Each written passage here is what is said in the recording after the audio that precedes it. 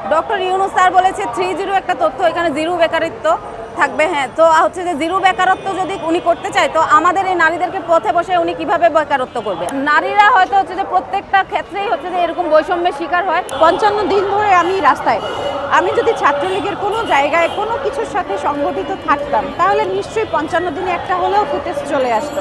Doctor Yunus sir বলেছে 3-0 একটা তথ্য, এখানে জিরো বেকারত্ব থাকবে। হ্যাঁ, তো হচ্ছে যে জিরো বেকারত্ব যদি উনি করতে চায়, তো আমাদের এই নারীদেরকে পথে বসে উনি কিভাবে বেকারত্ব করবে? আর আরেকটা জিনিস হচ্ছে যে এই অন্তর্বর্তী সরকার কিন্তু নারীর ক্ষমতায়ন নিয়ে কাজ করে। আমাদের যে উপদেষ্টা, উনিও কিন্তু হচ্ছে যে এনজিও থেকে এসেছে এবং নারীর ক্ষমতায়নে কাজ করছে। তাইলে আমরা নারীরা যদি বৈষম্য শিকার না হই, এগুলি সব মুখে মুখে না হয়, তাহলে 55টা দিন রাস্তায় বসে থাকতে হয় না। 55তম দিন পর্যন্ত এই যে নারীরা রাস্তায় থাকাটা কিন্তু মানে হচ্ছে যে খুবই খারাপ অবস্থা। কারণ আমাদের ওয়াশরুমের সমস্যা হচ্ছে, আমাদের খাওয়ার সমস্যা হচ্ছে, হাইজেনিংয়ের একটা ব্যাপার আছে। বাচ্চারা নিয়ে নারীরা যারা আছে, তারাও হচ্ছে যে বাচ্চারা অসুস্থ হয়ে গেছে। আর হয়তো শুনতে পেরেছেন আমাদের গতকাল একটা বাচ্চা মারা গিয়েছে আমাদের এক সহকর্মী। সেটার জন্য আমরা খুবই মর্মাহত। আমরা হচ্ছে যে আপনাদের মাধ্যমে সরকারের দৃষ্টি আকর্ষণ করছি যে আমাদেরকে আর এইভাবে রাস্তায় ফেলায় রাখবেন না। আমাদের এই যৌক্তিক দাবিগুলি হচ্ছে যে মেনে নিয়ে আমাদেরকে কর্মস্থলে ফিরে যাওয়ার সুযোগ করে দেন। 7 বছর আমরা হচ্ছে যে মেধা দিয়েছি, শ্রম দিয়েছি এই প্রকল্পে, এবং আমাদের সাথে রাষ্ট্রের একটা কমিটমেন্ট করা ছিল যে আমাদের প্রকল্পের মেয়াদ শেষে রাজস্বীকরণ করা হবে। এখন সরকার আমাদেরকে হচ্ছে যে কোনো কমিটমেন্ট দিচ্ছে না। এখন সরকার আমাদেরকে একদম ফালাই রাখছে রাস্তায়। আসলে এই অবস্থা, এই যে রাস্তায় যেভাবে পড়ে আছে, আমাদের জীবনটাও কিন্তু সেভাবে থেমে গেছে। আমরা যেহেতু বেকার হয়ে গেছি, আমাদের দেয়ালে পিঠ থেকে গেছে, আমরা হচ্ছে যে এমনিতেই রাস্তায়, এই জন্য রাস্তায় পড়ে আছি। যতদিন না দাবি মানবে, আমরা ততদিন রাস্তায় পড়ে থাকবো।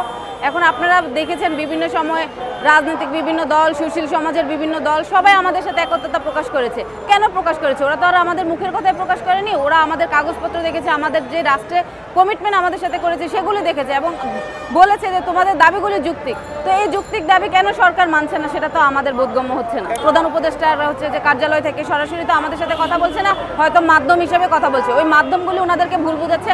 আমরা চাইবো স্যার ওনার হচ্ছে যে প্রতিনিধি আমাদের সাথে হচ্ছে যে একান্তভাবে বসে আমাদের লেখাগুলি দেখুক। নারীরা হয়তো হচ্ছে যে প্রত্যেকটা ক্ষেত্রেই হচ্ছে যে এরকম বৈষম্যের শিকার হয়। আমরা সবাই এখানে নারী বলেই আমাদের হচ্ছে যে বৈষম্যের শিকার হচ্ছে, এবং এতদিন ধরে 55টা দিন কিন্তু কম কথা না, ঢাকা শহরের মতো ফুটপাতে রাস্তায় বসে থাকা। 55 দিন ধরে আমি রাস্তায়, আমি যদি ছাত্রলীগের কোনো জায়গায় কোনো কিছুর সাথে সংগঠিত থাকতাম, তাহলে নিশ্চয়ই 55 দিনে একটা হলেও ফুটেজ চলে আসতো। রাজস্বের যদি নিয়োগ হয়, তখন টাকা পয়সা দিয়ে বড় লোকের ঘরের মেয়েরা আসবে, সাধারণ ঘরের মানুষ, মেধাবী মেয়েরা চাকরি পাবে না। তো এই জন্য হচ্ছে প্রকল্প আকারে নিয়েছি, কারণ আমার ইচ্ছা ছিল সাধারণ ঘরের মেধাবী মেয়েরা গ্রামের প্রান্তিক পর্যায়ের নারীদেরকে ভালোবেসে সেবাটা দিবে। তাহলে আমাদেরকে কিন্তু আশ্বাস দেওয়া হয়েছিল এবং আমাদের ডিপিপিতেও উল্লেখ করা ছিল 5 বছর চাকরি করার ফলে এদের সরকারি চাকরিতে প্রবেশের বয়সের সময়সীমা শেষ হয়ে যাবে। এমতো অবস্থায় পদ সৃজনপূর্বক তাদের রাজস্বে স্থানান্তর করার যাবতীয় ব্যবস্থা গ্রহণ করবে মহিলা শিশু বিষয়ক মন্ত্রণালয়।